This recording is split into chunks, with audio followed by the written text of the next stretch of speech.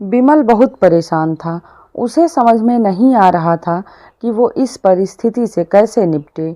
वो अपनी माँ को बहुत चाहता था, किंतु उसकी पत्नी और उसके बच्चे माँ से बहुत दूर भागते थे, क्योंकि उसकी माँ की एक आँख नहीं थी, साथ ही उसकी कमर भी 90 अंश पर झुकी हुई थी। वैसे वह अपना काम सब खुद कर लेती हैं, किंतु फिर भी वो उसकी पत्नी और बच्चों के लिए हमेशा खटकती हैं। दादी, आप ऊपर के कमरे में जाओ, मेरे दोस्त आ रहे हैं, विमल के बेटे अखिल ने बड़ी बेरुखी से कहा। पर बेटा, मैं तो यहाँ बहुत दूर बैठी हूँ, विमल की माँ ने बहुत प्यार से कहा। नहीं, आप उनके सामने मत रहो, वो मुझे चिढ़ाते हैं, अखिल ने ज़ोर से डांटते हुए कहा। क्या हुआ अखिल, क्यों चिल्ला रहे हो? विमल की पत्नी कामिनी ने किचन से ही आवाज़ लगाई। देखो ना माँ, ये दादी यहीं ड्राइंग रूम में बैठी हैं, मेरे दोस्त आ रहे हैं, अखिल ने शिकायत भरे लहजे में कहा। लजवाती हो? कामिनी ने बेटे का पक्ष लेते हुए कहा। बेचारी सरस्वती चुपचाप उठकर जीने के सहारे ऊपर कमरे में जाने लगी।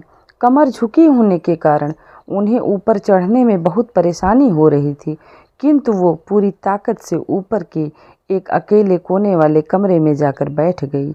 बिमल बाजू के कमरे से सब सुन रहा था। उसे कष्ट हो रहा था कि उसकी माँ को अपमानित होना पड़ रहा है, किंतु वो असहाय था। अगर वो कुछ कहता तो उसकी पत्नी और उसके बच्चे विरोध करने लगते हैं। दूसरे उनके तर्क भी सही लगते हैं। चूँकि वो एक प्रशासनिक अधिकारी था, उसका सामाजिक स्तर बहुत ऊंचा था। उसकी ससुराल भी एक उच्च घराने में थी। वह चुपचाप इस तरह हर दिन अपनी माँ को अपमानित होते देखता रहता था। रात को बिमल की पत्नी ने कहा, देखो जी, अब कुछ करो। कलेक्टर साहब की पत्नी आई थी। माँ जी अपनी देसी धुनधारा में उनसे मिली, मुझे बहुत शर्मा रही थी, बताते हुए कि ये मेरी सास हैं। मैंने कह दिया, दूर की रिश्तेदार हैं, इलाज कराने आई हैं। अपने बेटे की मन स्थिति को सरस्वती अच्छी तरह से जानती थी और बेटे को कोई कष्ट ना हो, इसलिए वो हर बात को चुपचाप सह लेती थी। विमल बहुत उदास रहने लगा। एक तरफ परिवार और सामाजिक स्तर पर जीने की प्रतिबद्धता थी, तो दूसरी ओर माँ। आखिर माँ अपने बेटे की यह हालत नहीं देखी गई। एक दिन उन्होंने अपने बेटे से कहा, विमल, बहुत दिन हो गए हैं, मैं अपने गांव जाना चाहती हूँ, मुझे वहाँ पहुँचा दो, मेरा यहाँ मन नहीं लग रहा। किंतु माँ, वहाँ तो कोई नहीं है, तुम्हारी देखभाल कौन करेगा? विमल ने आश्चर्य से पूछा। अरे, सब गांव वाले तो हैं, और वो तुम्हारे मामा जी तो उसी गांव में रहते हैं, और फिर हम सारी व्यवस्थाएं कर आएंगे ना। कामिनी को तो जैसे मन की मुराद मिल गई हो।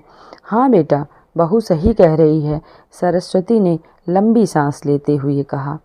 विमल जानता था कि गांव में माँ की देखभाल करने वाला कोई नहीं है, लेकिन अपनी माँ पत्नी की जिद के कारण वह अपनी माँ को गांव छोड़ने पर विवश हो गया। माँ को गांव छोड़कर आते वक्त उसे रोना आ रहा था तथा अपनी पत्नी अपनी बेबसी पर गुस्सा आ रहा था, किंतु परिवार, पत्नी और समाज ने उसके इन मनोभावों को दबा कर रख दिया और वो सुकून सा महसूस करने लगा। कुछ दिनों के बाद उसके चाचा, जो अमेरिका में रहते थे, जब विमल बहुत छोटा था, उसके पिता जीवित थे, अब वो भारत आए थे। उसके बाद वो अब भारत आने वाले थे। पूरा परिवार और पास पड़ोस बहुत उत्साहित था। अमेरिका से विमल के डॉक्टर चाचा आ रहे थे।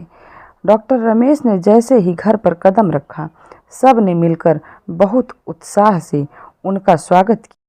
क्यों विमल, भाभी नहीं दिख रही हैं? कहाँ हैं? डॉक्टर रमेश ने उत्सुकता पूर्वक पूछा। जी, वो गांव में रहती हैं, यहाँ उनका मन नहीं लगा, कामिनी ने सपाट लहजे में उत्तर दिया। डॉक्टर रमेश ने विमल की ओर देखा। विमल ने अपनी आंखें झुका ली।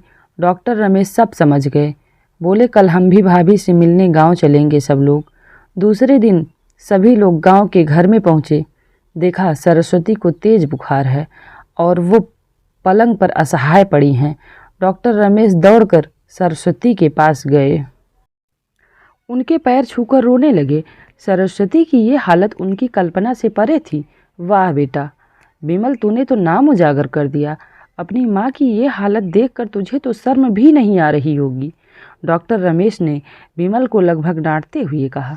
नहीं देवर जी, विमल का कोई दोष नहीं है, मैं खुद गांव आई थी।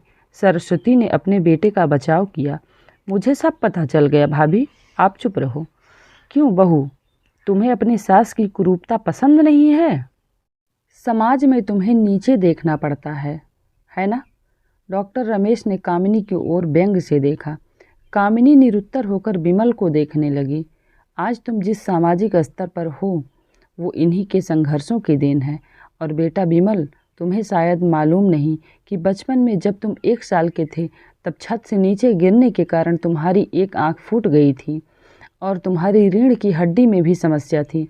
तब तुम्हारी इस कुरूप माँ ने अपनी एक आंख और अपना बोन मेरो तुम्हें देकर इतना सुंदर स्वरूप दिया। कामिनी बेटा, इतने सालों तक संघर्ष करके बेटे को प्रशासनिक अधिकारी बनाने वाली इस संघर्षशील औरत की तुम लोगों ने यह दशा कर दी। तुम्हें ईश्वर कभी माफ़ नहीं करेगा।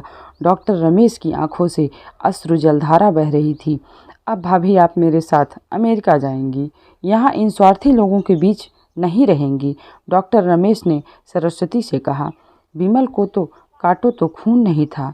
डॉक्टर रमेश जो उसके चाचा थे, उन्होंने जो राज बताया उसके बाद तो विमल को लग रहा था कि उससे ज़्यादा पापी इंसान इस दुनिया में कोई नहीं है। वह दौड़ता गया और सरस्वती की कदमों से लिपट गया। माँ, मेरा अपराध अक्षम्य है। मैंने जानबूझकर चुप्पी साधे रहा, आपका अपमान करवाता रहा। अब सिर्फ आप ही उस घर में मेरे साथ रहेंगी और कोई नहीं। विमल ने आग्नेय दृष्टि से अपनी पत्नी और बच्चों की ओर देखा। कामिनी को भी बहुत पश्चाताप हो रहा था, किंतु उसकी हिम्मत नहीं हो रही थी कि वो सरस्वती से आंख मिलाए। सरस्वती उसकी मन स्थिति को समझी। उसने कामिनी को पुचकारते हुए अपने पास बुलाया। विमल को डांटते हुए कहा, खबरदार, जो मेरी बहू को मुझसे अलग करने की कोशिश की तो तुझे ही घर से बाहर निकाल दूंगी। कामिनी और बच्चों ने सरस्वती के पैर पकड़ते हुए अपने व्यवहार पर माफ़ी मांगी और माँ के हृदय ने सबको माफ़ कर दिया। दोस्तों, अगर चैनल पर पहली बार आए हैं तो चैनल को सब्सक्राइब ज़रूर करें और हाँ, लाइक और कमेंट करना ना भूलें।